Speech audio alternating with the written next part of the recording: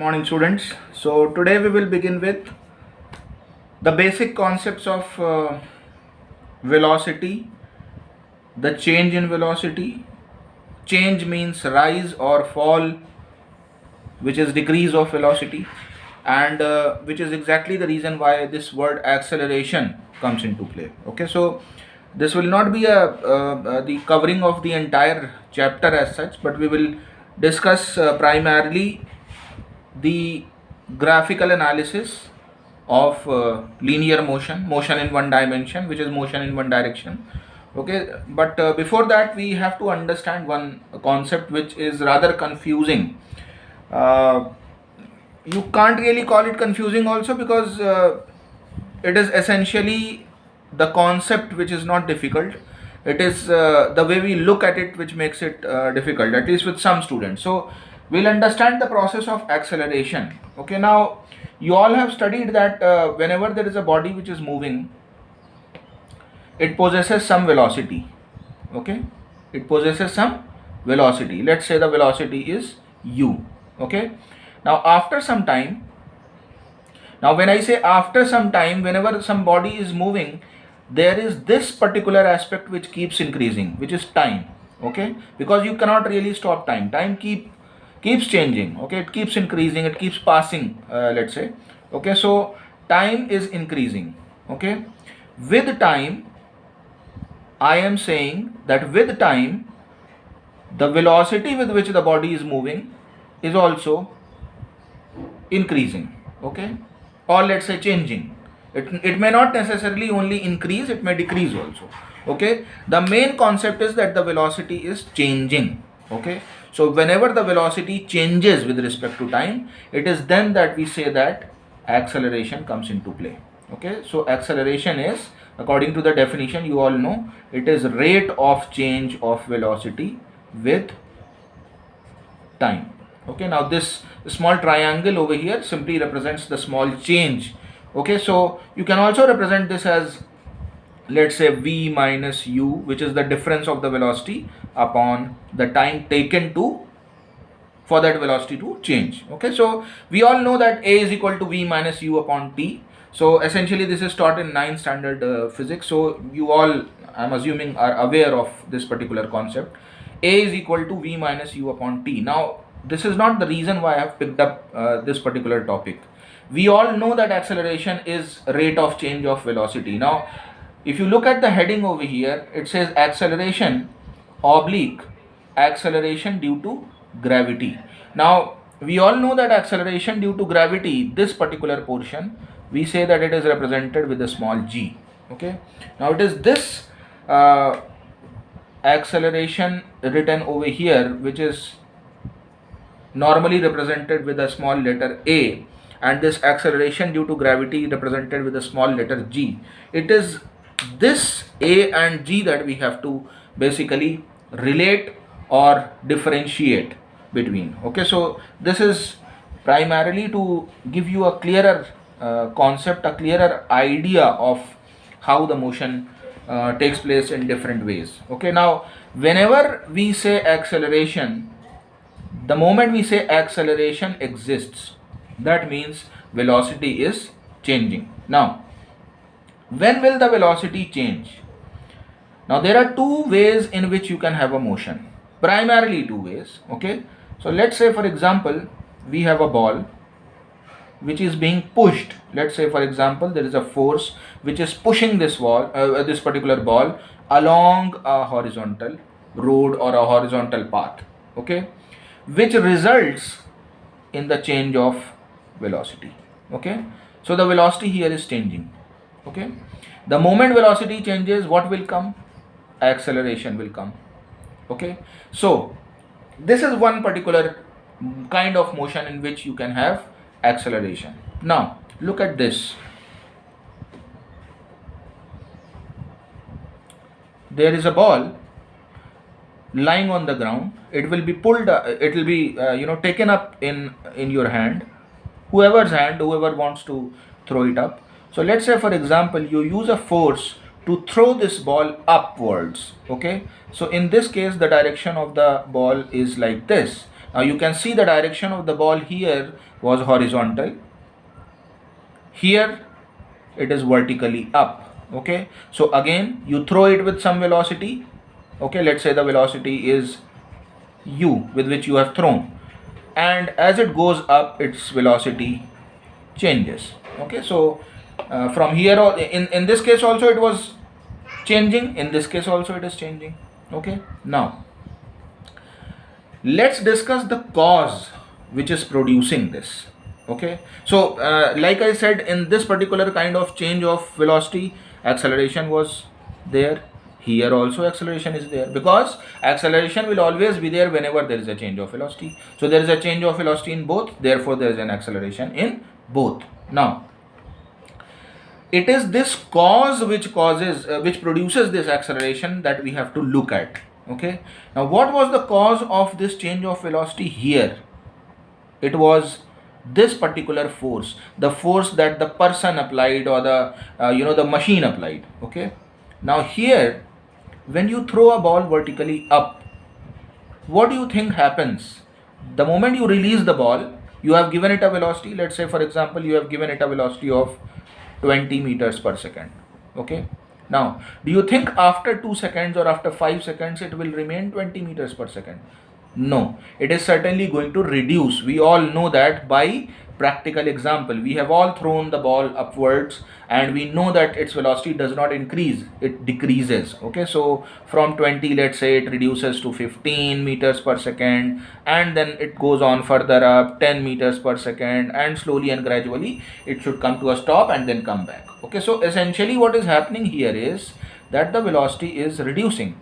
Why is it reducing? Is because the moment you leave the ball from your hand, throw the ball, now you are no more in control of that ball. Okay, so what is actually controlling that ball? It is the earth's pull. Okay, so you say that it is the earth's gravity. Okay, or you can also say earth's gravitational pull, which is continuously pulling the ball towards itself. Okay, trying to pull the ball. Okay, so this is the reason why there is a reduction in the velocity with time. Okay, so the process here as well as the process here is the same. The only difference is that here, because it is a vertical motion, because this motion is against gravitational pull, let's discuss this also. Now is it so that the gravity is not acting in this motion? No, it is acting here also. But then you see, when the ball is over here, when the ball reaches over here, when the ball reaches over here, regardless of the position of the ball on the horizontal surface, g is the same. Okay, and g is not really affecting the motion of the ball. Why? Because the motion is happening horizontally, it is not happening vertically up or down. Whereas in this case it is actually going against the gravitational pull. Okay, so it is this gravitational pull that creates the acceleration in this particular case, and that is why this a is represented with a small letter g, showing that it is still acceleration, but it is being caused due to gravity or due to the gravitational pull of the earth. So essentially, whether you move horizontally or you move vertically, there is going to be acceleration present in both cases. The only difference is that in the vertical case, a is represented, or a is replaced by the letter g. Okay, the essence, the concept is the same. Okay, so it is this g which we now are going to discuss, that it can have a number of different values also. Okay, so I hope you have understood the basic idea here. Now let me go to the values of g. Okay, now again, we all are pretty much aware that as long as we are on the earth's surface, that is, you are going to have roughly the same value of g. So let's say it is round about 9.8 to 10 meters per second square. Okay, that is the range. Now let us discuss the reason why we have this particular change. You see, we keep saying that when we talk in terms of the values of g, g at poles and g near equator. Okay, so roughly if I draw the earth, we all know that it is not in the form of an exact circle. It is rather bulging at the equator. Okay, and so when you have a look at this particular diagram, you will see that near the equator you have a larger diameter. Okay, so it is like compressed from this particular side of the pole. So you have the north pole here and you have the south pole here. So as you can see over here, if we compare this particular, let's say, distance and this particular distance. Now I'm not going to call this as the radius because I do not have this shape as the circle. Okay, it is like a compressed kind of a diagram, compressed kind of a circle from the pole's end. Okay, so it is like slightly compressed here. So this distance here from the center of the earth is more. Okay, so this d is greater than r. This distance, if somebody is over here at the equator, okay, see, remember, we are not lying inside the earth. We are staying at the surface, on the surface of the earth all over. Okay. So a person who is living at the equator will probably be somewhere over here. Okay. Whereas a person staying at the North Pole will probably be over here, somewhere over here in this region. He cannot be here. Okay. So somewhere over here. Now look at the directional gravitational pull that is going to take place. You see, the gravitational pull is always directed towards the center of the earth. Okay, so the earth is pulling things towards itself. Okay, so now you see, when the gravitational pull is starting from the center of the earth, let's say for example, what will be the effect of this pull on a person here and on a person here? It is certainly not going to be same. Why? Because the distance here is lesser and the distance here is more. Okay, so it's just like, if you think about a magnet placed over here. Okay, so is this magnet going to produce a larger magnetic effect at a place which is closer to the magnet or at a place which is farther from the magnet? Naturally here, which is closer. Okay, so a person here feels that there is more gravitational pull, whereas here he feels it slightly reduced. Now it's not that you can actually feel it, but theoretically that is there. Okay, so G at the poles is always greater. Okay, G at the poles is always greater than G at the equator. Okay, so greater in the sense you can say that it is 10 meters per second square over here, and at the equator you can have a value slightly lesser than 10. Okay, so the basic reason why G is different at different places is primarily because of the distance from the center.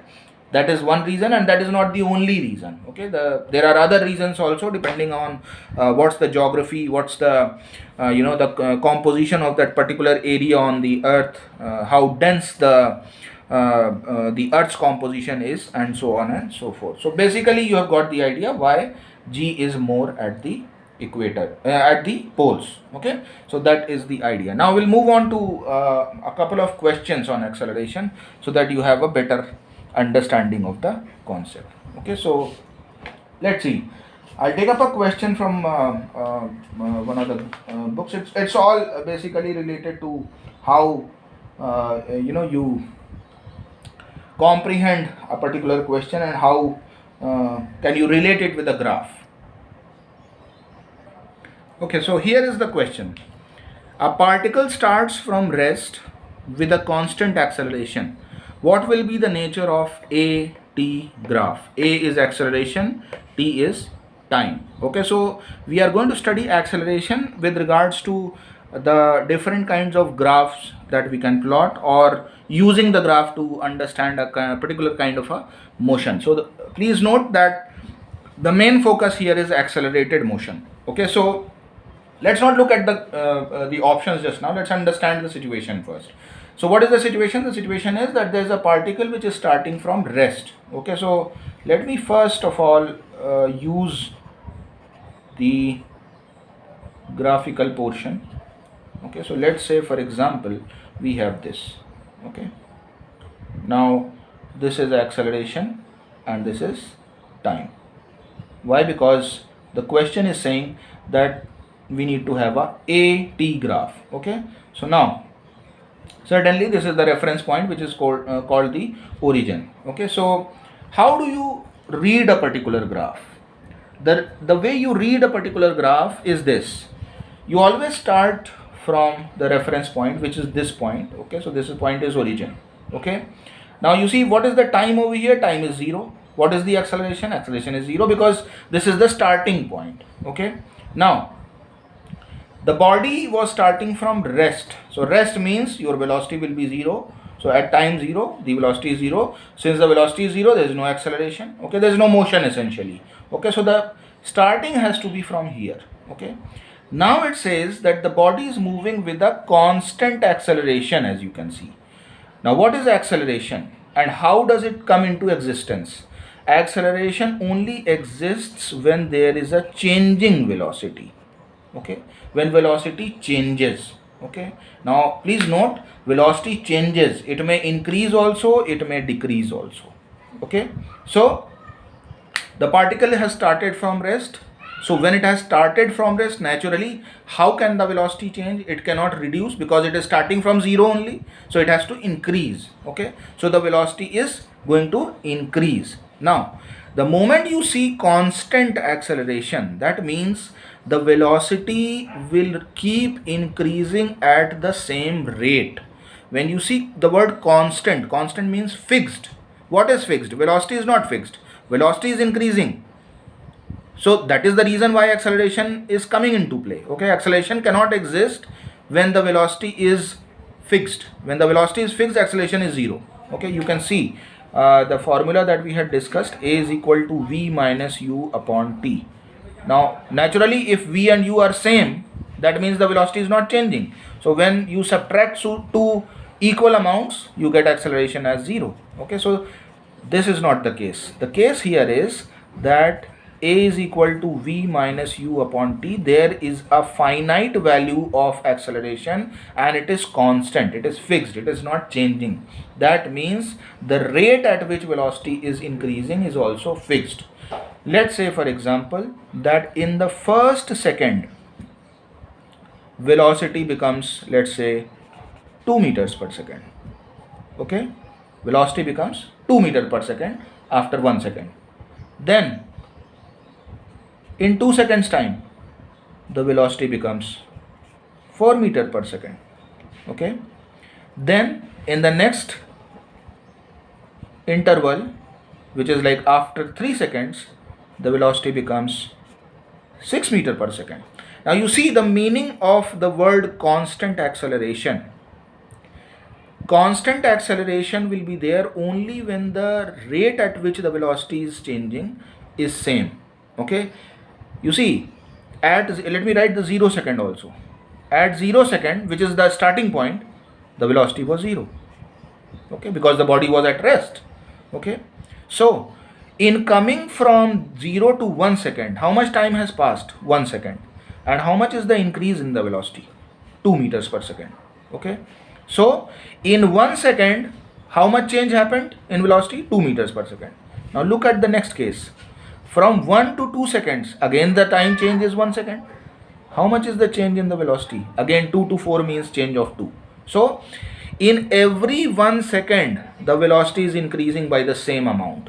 Okay, which is what is known as the fixed acceleration. Because when you put the values of V and U and T in this formula, whether you take these two cases, whether you take these two cases, whether you take these two cases, it is going to come out to be same. That is what is the meaning of the word constant acceleration. Now let me tell you the opposite of this also: variable acceleration. That means changing acceleration. So when will that happen? Let's say in the first second, the increase is 2 meters per second. Then in the next 1 second, the increase may not be 2, it may be 4, it may be 5. So this is a variable change that is taking place in the velocity, and that is why you are not going to get the constant acceleration, you are going to get variable acceleration. Okay, so naturally here the graph talks about constant acceleration. So constant acceleration, basically how will it look? It will be a straight line. Okay, so this is the option that we have, and you can say that let's say for example, since this is a acceleration time graph, so you can say that this is the kind of acceleration that you have. Now this value may be any particular value, because the question has not basically given us any values. You can have a look at the question. There are no values, they only want to know the nature of the graph. Okay, so constant acceleration is this line can be over here also, this line can be here also, this line can be here also, depending upon how fast the velocity is changing. Okay, but the nature of the graph has to be a straight line, because if it is not a straight line, if it is going like this or going like this, essentially what this would mean is that the acceleration is changing with respect to time. Okay, which is not the case. As you can see, constant acceleration. Okay, so I hope you have understood this particular concept of acceleration. Okay, now let's have a look at these four graphs, different kinds of graphs that I have drawn. Then I'll give you the question. Now you see all these graphs, as you can see here, they are plotted between v, which is velocity, and time. Okay, so time is passing and velocity is changing. Okay, so velocity versus time, velocity versus time, and velocity versus time. Okay, so all these four graphs are representing some kind of motion, and these motions have been represented in v versus t graphs. Okay, so now here is the question. The question is, out of these four graphs, which graph does not represent motion in one dimension? Okay, motion in one dimension, as is the name of the chapter for class 9 physics, motion in one dimension. So you have to look at all these cases of motion which are represented using v versus t graphs, and you have to select one graph which is not showing motion in one dimension, so which may be showing motion in more than one direction, and so on and so forth. Okay, so let's analyze this particular graph first. Okay, so essentially what is happening is, this graph can be broken into two parts, which is this first part from here to here, and then from here to here. So what is happening? Let's see. From the origin, which is the starting point, when you are looking from this in this particular portion from here to here, what do you see? You see that with increasing time, velocity, this graph is going up also. Okay, so the velocity is increasing with time. Okay, so velocity is increasing. Now it increases, keeps on increasing. Let's say for example it reaches here. Now here let's say the velocity is 10 meters per second. After this what happens? It starts to drop. Time is still increasing, but the velocity is no more increasing, it is going down. Okay, so velocity is only reducing. So it's like sitting on a bike. Earlier you were moving with a velocity which was continuously increasing, but now you are looking at a velocity which is reducing. So you are reducing, you are decelerating. Okay, so you are reducing the velocity. Have you changed direction? No, you have not changed direction. So this is a this is a motion which is only happening in one dimension. Okay, similarly have a look here. Let's say for example let's say that the starting point was here, so the velocity was let's say for example 5 meters per second. Okay, so then it comes here, drops, goes up, again increases, goes up, increases, becomes maximum over here, then comes here, again reduces. So essentially what is happening is that the velocity keeps changing during the motion. Okay, but is it really going negative? Is the velocity coming into the negative territory? No, velocity continues to be positive. Sometimes it reduces, sometimes it increases. So the person is going in one particular direction in one dimension, only that with a different velocity. Okay, so this is also motion in one dimension. Similarly you can see here also that from this point to this point the velocity is fixed. Okay, so let's say again it is let's say 10 meters per second. Okay, so with passing time velocity is continuously at 10. So the person is moving uniformly in a particular direction at 10 meters per second. Now what happens from here onwards? From here onwards the velocity increases. Okay, it's not that he has changed direction, it's only that he has increased the velocity. Okay, so this is also motion in one dimension. So the only option left is this option, and let me explain you this concept also. It's not that this becomes the answer just because all these three go out of the way, so this becomes the answer. No, let us try and understand. You see here, this is the only graph of v versus t where you can see that the graph has actually come down below the time axis. So when the graph comes down, you see this portion is what I'm talking about. Okay, this portion of the graph is the only portion out of all four graphs which has come into the negative v territory. You can see that this is the reference line origin, so everything above this will have a positive velocity, everything below this will have a negative velocity. Now what does negative velocity mean?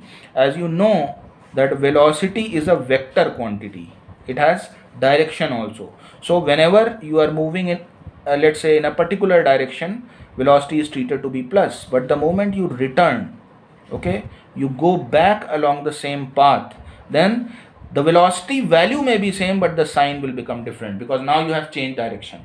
Okay, so similarly you can see that if the velocity was increasing in the positive territory here, from here to here the velocity kept on increasing, and then it kept on decreasing. So essentially in this particular portion, velocity increased and then velocity decreased also. Okay, but the direction did not change. Direction only changed when, at this point the person stopped. You can see that at this particular point the velocity has become zero. You can see the corresponding, if you draw a line over here, you will get a corresponding velocity as zero. So that means the person momentarily stopped over here at this point and then again starts, but starts where? In the negative direction, because the velocity now has a negative value. Negative value of the velocity only means that he has changed direction. So earlier if he was moving upwards, now he is moving downwards. Okay, so that essentially means that he has changed direction, so he is not moving in one dimension. So this is your correct option. Okay, so I hope you have understood the very basic idea of how to study the velocity versus time graph, acceleration versus time graph. We will keep discussing some questions like these, but as of now I think this lecture should be sufficient for you to understand the basics.